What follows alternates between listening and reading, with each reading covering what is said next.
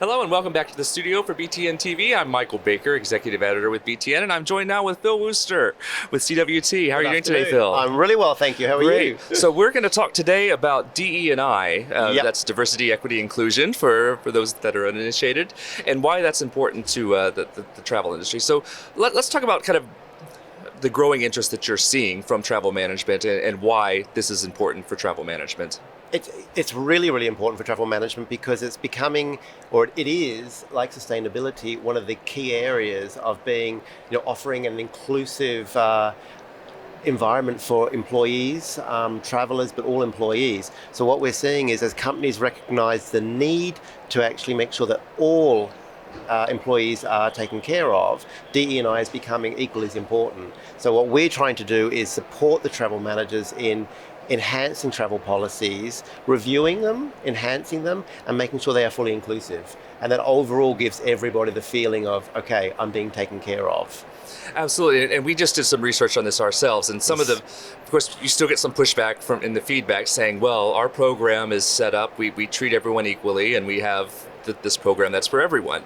But as someone pointed out, kind of if you're treating everyone equally, you're really not handling anybody Exactly. correctly. So that's the thing, and that's the thing about treating everyone equally. It is identifying what that means and making sure the policies reflect that. So equal is not equal, and that can be equal from somebody that's got disabilities to somebody that perhaps, even female travelers versus a male traveler, for example, or even trans travelers. All of that. That's you got to have policies that reflect that. So the equal is not just equal for all, but equal that everyone is spoken for. Absolutely. And maybe give us some specific examples of an individual traveler and why their needs might be different from someone else's. Well, something very close to my heart, obviously LGBTQ+, is understanding what markets have the acceptance, the government acceptance, and then understanding if you're going to send somebody to a country that perhaps has laws, that traveller is aware of what they are, simply for the understanding is, do they, number one, feel comfortable in travelling there? So the company has to make the decision, we won't force you. If you want to go, that you are aware of the laws, and that makes you an informed traveller, so you know how to act, unfortunately, in a specific country, because the world is not equal.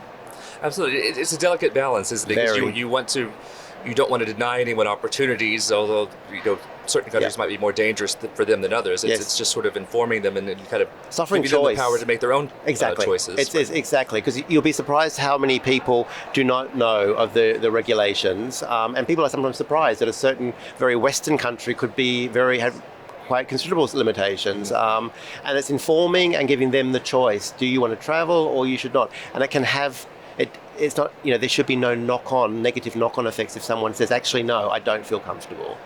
So that's really important. On the flip side, someone with disability, I think we've spoken about it before, talking about a day trip.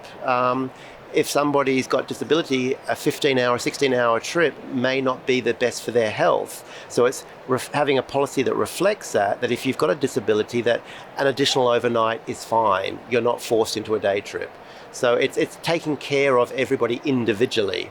Absolutely, and as we learn more about people who are neurodivergent and such, there are situations that could be more difficult for them that other travelers wouldn't have any problems with. So there's all sorts of things we don't think about. Exactly. And then come back to some basics. Talking to a hotel partner recently is just having those rooms for female travelers that say, I want to be on a higher level room, and I'd like to be on female floors, that sort of thing as well. And that can be country specific, it could be city specific.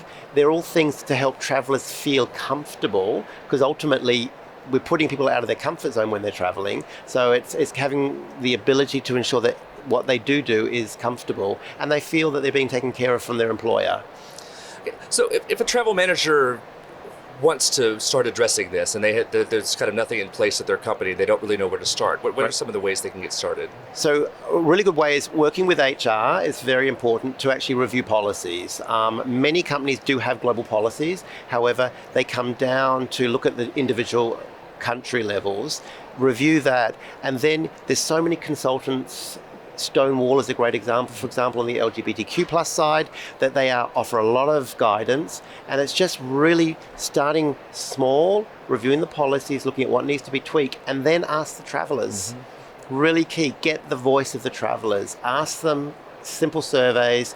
They will give you feedback of what's working and what's not working, and they are the ones that have, they've been in these countries, they know what it's like, so they can offer really clear feedback. And it may be a change of supplier, hotel that you stay at. It could be just a change of policy, change of car rental company, etc. There's so many different ways, and if you start through that piece by piece, and then most companies have employee resource groups, engage with them, because they are very, very very good resources to actually help them drive that and drive the voice of the individuals.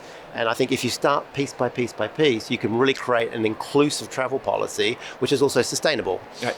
And what could the TMC's role be in all of this?